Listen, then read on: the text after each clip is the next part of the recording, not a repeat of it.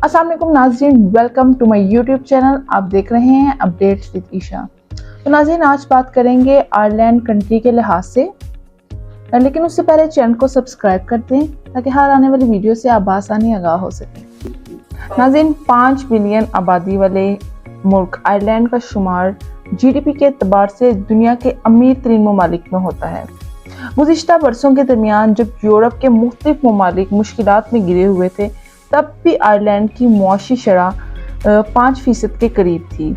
एक वक्त था जब आयरलैंड का शुमार यूरोप के गरीब तरीन ममालिक में होता था, लेकिन चंद ही सालों में आयरलैंड ने ऐसी तरक्की कर ली कि अमेरिका, यूके और कतर से भी आगे निकल गया। नाज़रीन, 1945 से 1949 तक आयरलैंड में बड़े पैमाने पर फाकाकशी और बीमारी का दौर था। 1 बिलियन लोग कहत की वजह से मर गए और 1 मिलियन से ज़्यादा लोग मुल्क छोड़कर चले गए, जिसकी वजह से आयरलैंड की आबादी में बहुत हद तक कमी हुई। यही वजह है कि आज आयरलैंड की निस्बत ज़्यादातर लोग अमेरिका समेत दीगर ममालिक में रहते हैं। नाज़रीन, 1922 में आयरलैंड की आज़ाद मुल्क बनने से पहले आयरलैंड बरतानवी सल्तनत का हिस्सा था, जहां आयरिश लोगों को दूसरे दर्जे का शहरी समझा जाता था। आयरलैंड 1922 में ब्रिटिश एम्पायर के कंट्रोल से आज़ाद हो गया, लेकिन अगले 50 सालों में भी हालात ना बदल सके। 1973 के बाद ये यूरोपीय यूनियन का रुकन बना, जिसके बाद से आयरलैंड की किस्मत का सितारा जाग गया। यूरोपीय यूनियन का रुकन बनने से मुराद है कि यूरोपीय यूनियन के तमाम मेंबर्स को आयरलैंड अपना माल बेच सकता था और सिर्फ एक मुल्क में टैक्स देना पड़ता था। आयरलैंड ने इस कानून का फ़ायदा उठाते हुए ऐलान किया कि यूरोप में कारोबार करने वाली जो भी कंपनी आयरलैंड में अपने दफातर खोलेंगी, इन्हें ना सिर्फ टैक्स कम देना पड़ेगा, बल्कि हुकूमत की तरफ से इन्हें सब्सिडीज भी दी जाएंगी और सस्ती कीमत पर दफातर बनाने के लिए ज़मीन भी दी जाएगी।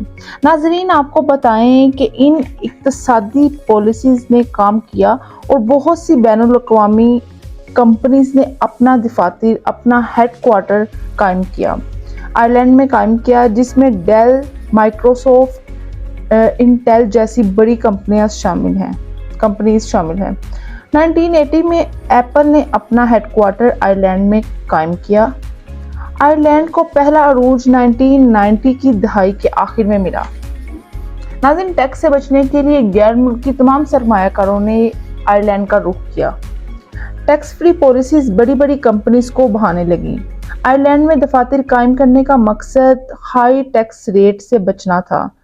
1987 से 2007 तक के दरमियान आयरलैंड की जीडीपी में 22% तक इजाफा हुआ।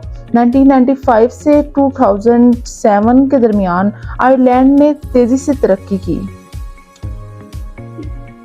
आयरलैंड में वक्त के साथ साथ इकोनॉमिक एक्टिविटीज़ बढ़ती गईं। इसके साथ साथ तमीरात और कारोबार सरमायाकारी में इजाफे की वजह से जीडीपी में इजाफा हुआ। नाज़रीन, 2004 में आयरलैंड को दूसरी तरक्की तब मिली जब यूरोपियन यूनियन के नए रुकन ममालिक ने कारकुनों के लिए अपने दरवाजे खोल दिए। मल्टीनेशनल कॉरपोरेशन की मुसलसल सरमायाकारी, मुलाजमतों और सियाहत में इजाफे के बाइस आयरलैंड दुनिया की तवज्जो का मरकज़ बन गया। आयरलैंड को सेल्टिक टाइगर कहा जाने लगा। 2006 में आयरलैंड में 90,000 से ज़्यादा रिहायशी यूनिट्स तमीर किए गए।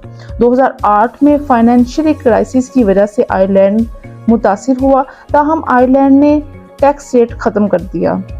एफपी और गूगल ने भी अपने हेडक्वार्टर आयरलैंड से शिफ्ट कर लिए। आपको ये बात बताते चलें, ये बात सुन के आपको हैरानी होगी कि आयरलैंड का 70% नौजवान तबका मुल्क छोड़कर जाना चाहता है। जीडीपी के मुताबिक तो आयरलैंड बहुत अमीर तरीन मुल्क है, लेकिन नाज़रीन, यहाँ सैलरीज बाकी ममालिक से बहुत कम हैं। आम आदमी की सालाना आमदन कम बनती है।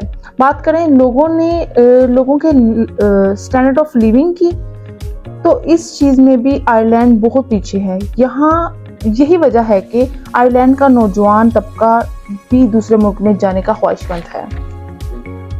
तो नाज़रीन, आप लोग भी अगर आयरलैंड जाने का इरादा रखते हैं तो इस इरादे को तर्क कर दें। बहुत शुक्रिया।